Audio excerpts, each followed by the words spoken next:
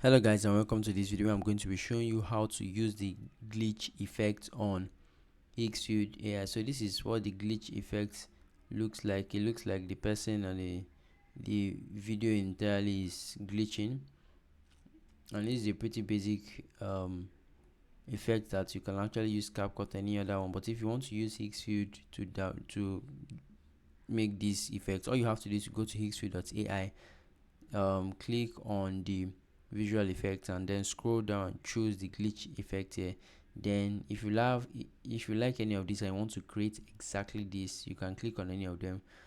But if you want to customize, click on the generate icon here. The next step will be for you to upload your video in this area, and then if you have an end frame, you can upload it as well.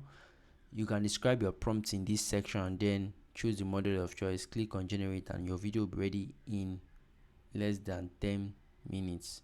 So once you're done, click on download and you can use your video anytime, anywhere, any day, since it's already stored on your device, and use it for, you can also use it for your projects. So that's it guys. I'll see you guys in the next one. Please subscribe to the channel as we're actually trying to grow, and if you have any problem regarding this particular AI or any other AI, I would like to know in the comment section.